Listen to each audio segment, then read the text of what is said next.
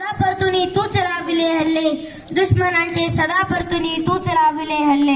मानव रक्षणा तूच घेतला जन्म जिजाऊ पोटी, मानव रक्षणा तूच घेतला जन्म जिजाऊ पोटी. हे शिवराया प्रणाम तुझला कोटी कोटी, हे शिवराया प्रणाम तुझला कोटी कोटी. ही जिजाऊ जिने घडविले शिवछत्रपती, ही जिजाऊ जिने घडविले शिवछत्रपती.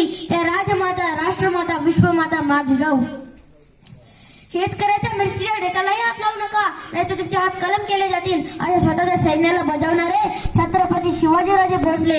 सिंहाच्या जबड्यात घालून हात मोजील दात, ती मर्द मराठ्यांची जात असे म्हणणारे छत्रपती संभाजीराजे भोसले. व ज्या ज्या महामानवांनी ज्या ज्या महानायकांनी या देशात समतेसाठी संघर्ष केला त्या त्या महामानवांना प्रथम विनम्र अभिवादन करतो आणि माझ्या भाषणाला सुरुवात करतो.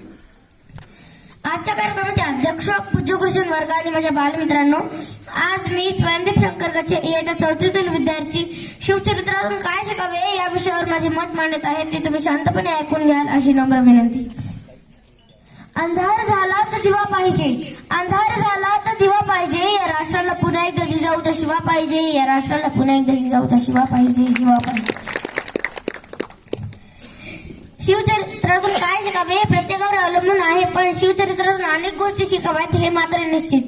त्यातील पहिली गोष्ट व्यसन. शिवरायांनी त्यांच्या उभ्या आयुष्यात दारूला कधी स्पर्शही केला नाही, ते त्यांच्या आयुष्यात बाई आणि बाटलीपासून दूर राहिले.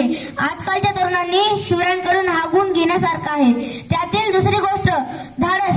स्वराज्य स्थापनेचे स्वप्न पाहणे व सत्यात उतरवणे धाडस शिवरायांनी करून दाखवले आहे. आपल्यालाही यशस्वी व्हायचे असेल तर त्यात मात्र अडचणी असणारच, परंतु त्या अडचणींना सामर्थ्याने व नियोजनपूर्वक आणि धाडसाने तोंड दिले पाहिजे, हेच आपल्याला शिवरायांनी शिवचरित्रातून शिकवले आहे. त्यातील तिसरी गोष्ट नेतृत्व. नेतृत्व कशा असावे याचे ज्वलंत उदाहरण शिवरायांनी संपूर्ण जगासमोर ठेवले आहे.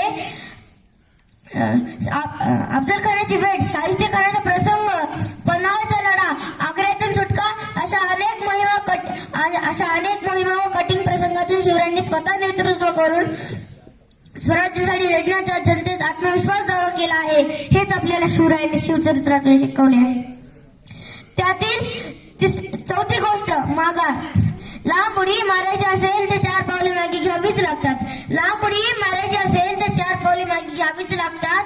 प्रत्येक वेळी आपणच जिंकू किंवा आपणच यशस्वी होऊ असे नाही, तर काही वेळा माघार घेऊन सुद्धा नव्याने उभारी करता येते, हेच आपल्याला शिवरायांनी शिवचरित्रातून शिकवले आहे. त्यातील पाचवी गोष्ट प्रशासन.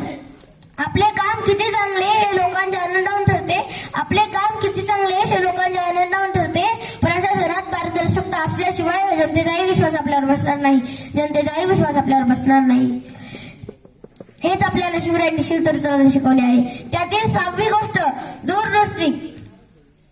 समोर दिसते ते पाहणे म्हणजे दृष्टी, समोर दिसते ते पाहणे म्हणजे दृष्टी, जे दिसत नाही ते पाहणे म्हणजे दूरदृष्टी, जे दिसत नाही ते पाहणे म्हणजे दूरदृष्टी. शिवरायांनी आपल्याला दूरदृष्टी पाहणे शिकवले आहे. समुद्रातील आरमार हे शिवरायांच्या दूरदृष्टीचे सर्वात मोठे उदाहरण आहे, सर्वात मोठे उदाहरण आहे. पर स्त्री माते समान मानणारा, दीनदलितांना आधार देणारा, राज्यकारभार लोकशाही राज्यकारभार करणारा, समकालीन उत्तरकालीन पूर्वकालीन जगाच्या कोणत्याही इतिहासात शिवछत्रपती सारखा राजा शोधूनही मिळणार नाही. म्हणून म्हणावसे वाटते, मौजूदारी कशाची तुझ्या कर्तृत्वाची, मौजूदारी कशाची तुझ्या कर्तृत्वाची. तूच शिकवली व्याख्या माणसातल्या माणुसकीची, तूच शिकवली व्याख्या माणसातल्या माणुसकीची. तू देवही नव्हतास ते देवदूतही नव्हतास, तू देवही नव्हतास ते देवदूतही नव्हतास. तू मानवतेची पूजा करणारा खरा महामानव होतास, तू मानवतेची पूजा करणारा खरा महामानव होतास, खरा महामानव होतास. एवढं बोलून मी माझ्या भाषण संपवतो. जय जिजाऊ, जय जिजाऊ, जय जिजाऊ.